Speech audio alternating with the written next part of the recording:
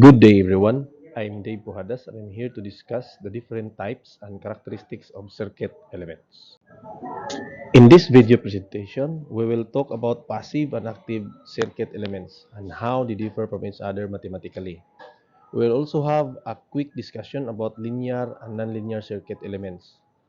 Knowledge of the mathematical model of circuit elements, including linearity, is important in understanding the nature of the circuit you will be dealing with in your circuit analysis.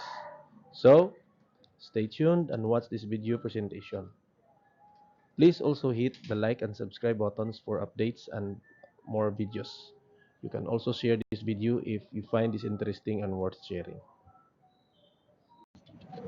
First, we will define what really is a circuit element. A circuit element is just a mathematical model. It is a mathematical representation of your circuit components.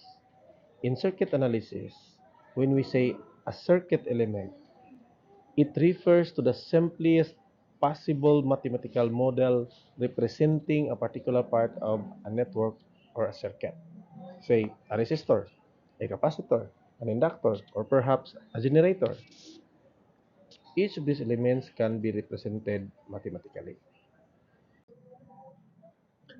Circuit elements can either be passive or active. Now, for passive circuit elements are those elements that absorb electrical energy. That is, the total energy delivered to it from the rest of the circuit is always non-negative. Non-negative means zero or positive.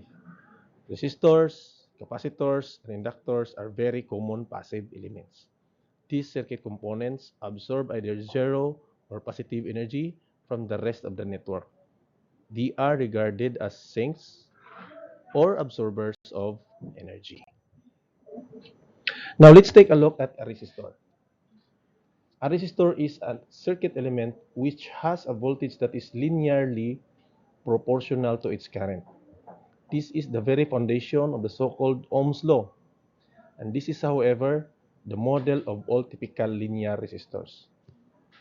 Now, for resistors, voltage is directly proportional to current. And it appeared from the equation in this slide that resistance is the constant of proportionality. With this relation, we can say that the current flowing a resistor is changing with the voltage across it. If the voltage is constant, so is the current. If the voltage increases, the current will also increase. We can also say that the voltage is directly proportional to the current flowing in a resistor. The greater the current, the greater the voltage. While this is a simple recall of fundamental knowledge, it is important for you to appreciate this part of the presentation when confronted with other elements in their simplest model. Now, after the presentation of the mathematical model of resistors, it is now very interesting to see what is the mathematical model of inductors and capacitor. Now, as you can see in this slide, inductors are circuit elements with terminal voltage that is proportional to the derivative of the current with respect to time. Let us put it simply. If you have an inductor, the voltage across it is directly proportional to the rate of change of its current. The voltage is directly proportional to the rate of change of its current. If the current is constant, just, just as in the case of DC, the voltage is zero. This is because the rate of change of current for DC is zero. This is why for steady-state modeling of inductors in DC, now inductors are regarded as short circuit. It also appeared that there is a new parameter that needs to be considered in the future. So it's the inductance. Now, the constant of proportionality in this inductor model. Now, another important circuit element is the capacitor. Capacitors are circuit elements with a terminal voltage that is proportional to the integral of the current through it. Simply put, if you have a capacitor connected to a large network, the voltage across it is proportional to the sum of the current through it over time. Again, the voltage across your capacitor is proportional to the sum of the current through it over time. Now, in this slide also, we have another new parameter that needs to be considered in the future, the capacitance. As inductance for inductors, the capacitance is the constant of proportionality in the equation shown in the slides. So again, resistors, capacitors, and inductors, those are the passive elements you will usually encounter while studying circuit analysis. Now let's quickly consider the two most common active elements, the independent sources and the dependent sources. We'll deal first with the simpler independent sources. Generators and batteries are the two most common examples of this type of source. Such sources have voltages that are completely independent of current. The ideal mathematical model of independent sources such as batteries or generators is usually the one without internal resistance as shown in the slide. You will often encounter such sources in your study of electric circuit analysis. For instance, a generator that is constantly generating a voltage of 220 volt is an independent source which can be found in many standby generators at home and in commercial places. Meanwhile, as the name suggests, dependent sources, also characterized as active elements, are those sources with voltages or currents that depend upon currents or voltages elsewhere in the circuit.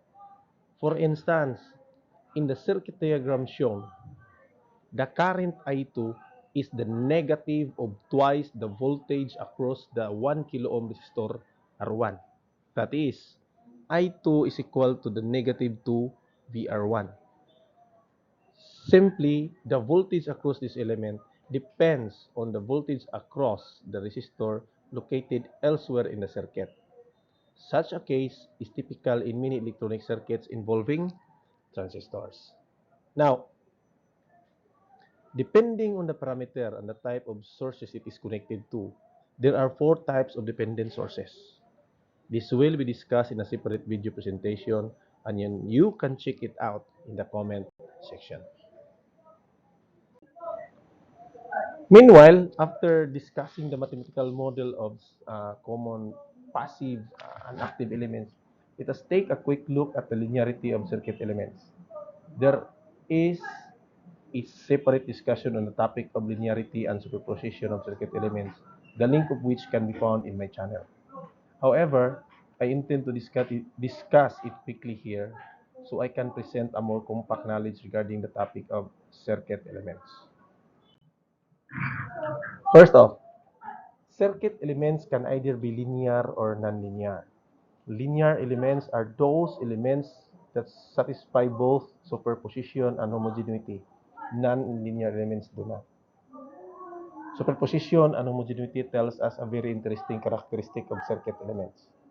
That is, for example, you have a network of resistors taking energy from a source. If all the elements in the network are linear, linear here follows the linearity of differential equation. Responses from different values of voltages can be added to obtain a total response. That is, if a voltage input of 12 volt causes a current of 2 amperes and a voltage input of 20 volt can cause a current of 3 amperes, the current will surely be 5 amperes if the input voltage is 32 volts.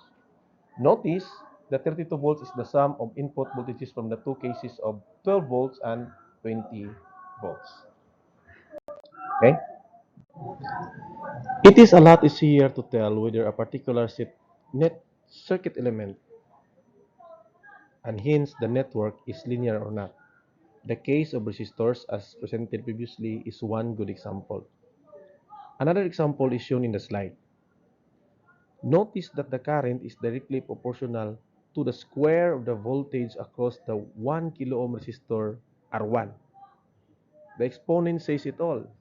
This network is nonlinear.